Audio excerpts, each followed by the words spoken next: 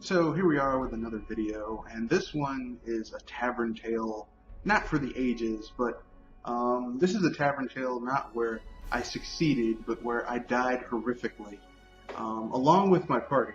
And, I mean, basically, not only was this a bad way to go, it was worse in that some of us survived. I didn't, but some other people did. So, without much ado, this is the tale of the time that, well, a group of 5 adventurers were taken out, 3 of which permanently taken out by, well, a river of liquid shit.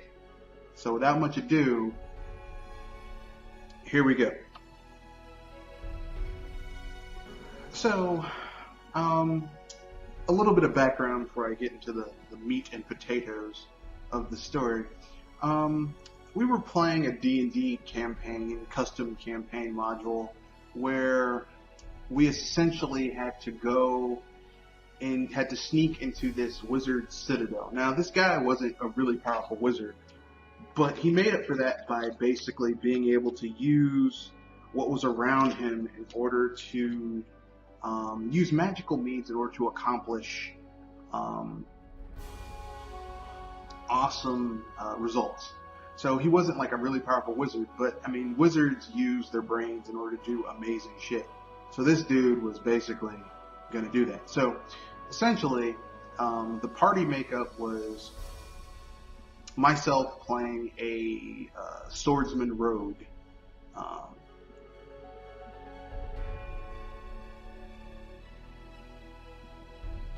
Couple of gnomes, a male and female gnome. One gnome was ironically enough, a pretty able warrior. And the other gnome was a tinkerer who specialized in mechanoids, like creating robots and shit. And she had just, the male gnome was the tinkerer, the female gnome was the warrior, who actually was surprisingly effective. And then the last party member, or the last 2 party members were a half-orc paladin and a cleric, because a half-orc paladin and an elven cleric, because you always need a healer. Your healer is the backbone of any group. So we were trying to sneak into this guy's citadel, and I mean, we failed the all the checks to get the other cool ways to get in there that were least dangerous. Like, we didn't have anyone who had the diplomacy skill in order to get invited in. We didn't have anybody who was famous enough to get invited in that way. We couldn't lie our way in. So basically, we had to go in through the sewers. Now, we didn't have anyone who was smart enough to get their hands on the plans of this place, the architectural plans, or to figure out any rumors or anything about what went on, other people who tried to sneak in here. But if we had, we would have learned that this wizard had very clean sewers. Not necessarily sewers, but very little, like no sewage was dumped into the local ecosystem, okay? And as a matter of fact, the city around where he basically administered to, was fairly well put together. And so essentially, it was a mystery as to how this guy's city was so damn, clean, especially with all the people that lived there. We soon found out why it was so clean, because you see, his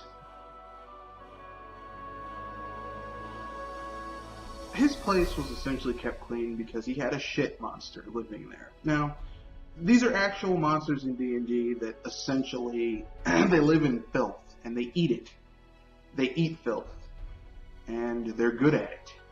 So, this monster had been living underneath this dude's castle for a while, and it was so good that it could not only eat filth, but it could like it was like a Jedi with the Force with the filth.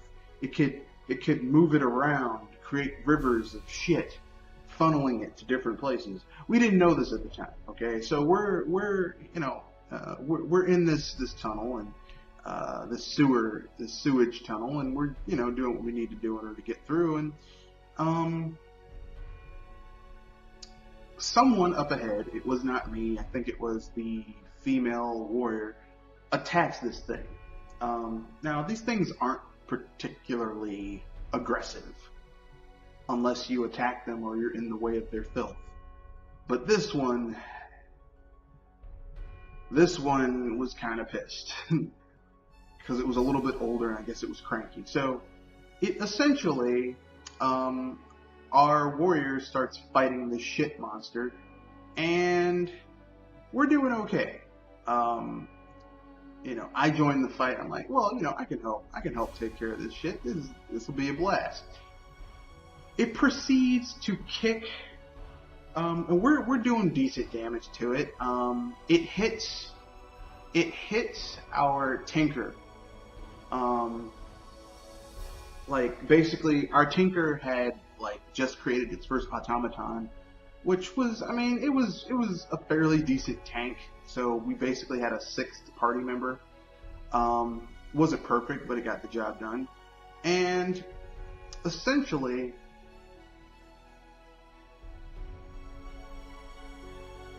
our tank, it misses a check, and she gets hit by this creature.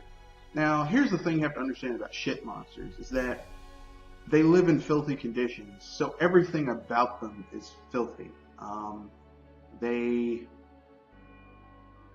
Everything about them is filthy. They live in filth. If one bit you, you would get essentially sick just by them touching you. So she's a gnome, and she didn't really put a lot of stats in Constitution. So essentially, she gets sick. So imagine, if you will, that this character is essentially projectile vomiting, and is totally ill in the middle of this fight. Probably shitting herself too. Because basically, when you're infected by whatever this creature has, whatever is inside of you is trying to get out. Front ways and back ways, okay?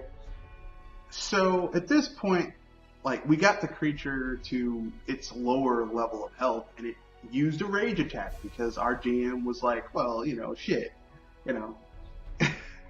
this was a low level adventure. We all weren't high level at this point. So its rage attack was that it could summon the shit. Kind of like a Jedi would summon the Force. A river of liquid shit, okay? So this river of liquid shit basically hits us, okay? And it hits first it takes out the warrior gnome. She fails her checks, she dies. She drowns in a river of liquid shit. Then it hits my character. I fail my saving throw. So it drowns me, drowned in a river of liquid shit. Then the tinker gnome, she gets hit by the river of liquid shit, and she's about to fail her saving throw, but because she has her automaton, it has the special ability to essentially, this was like a first level automaton, so it essentially has this special thing where, if you're about to die or fatally wounded or whatever, it will basically save you without you having to command it. Because normally it only listens to one command at a time. It's like Modron or some shit like that. But essentially, she's drowning, and it says, "Sir, I believe you're what?" Or he's drowning. He says, "Sir, I believe you're drowning in a river of liquid shit." And the way the DM says it, I'm like, it sounds like C-3PO was saying the shit. "Sir, I believe you're drowning in a river of liquid shit." So essentially, this poor bastard is drowning in a river of liquid shit.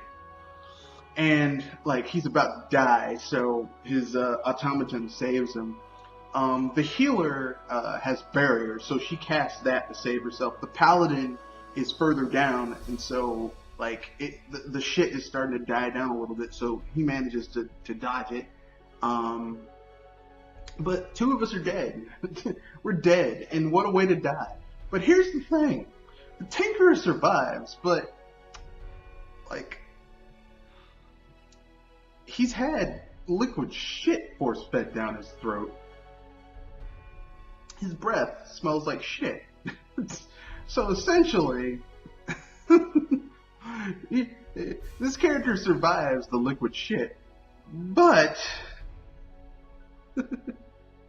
unfortunately, in surviving the river of liquid shit, he has a permanently charisma, well, semi-permanent until for like 3 months, where essentially the character, like their breath smells like shit. They have a faint fecal smell about them. The automaton, didn't really get covered in the shit. My character, like basically, our DM was cool. So after our two characters died, they said that the paladin and the cleric and the tinkerer who survived go back to the tavern, and they let us re-roll characters. They're like, well, you can go back and find your stuff. I'm like, look, I'm just gonna leave it down there because I died in a river of liquid shit. There's no way I want that stuff back. So essentially, we're just we're trying to survive in this river of liquid shit.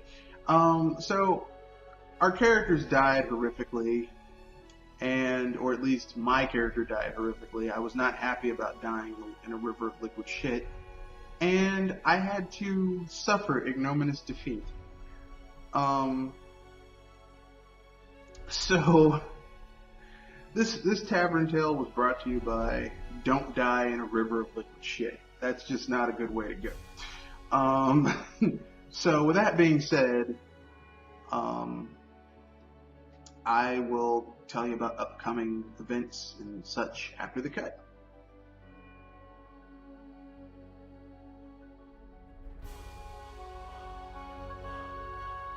Okay, so upcoming events, very simple.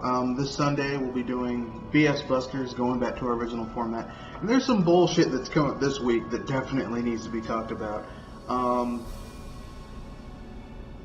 Capcom figures, Keiji Inafune figures into it, and BioWare figures into it. So it's going to be a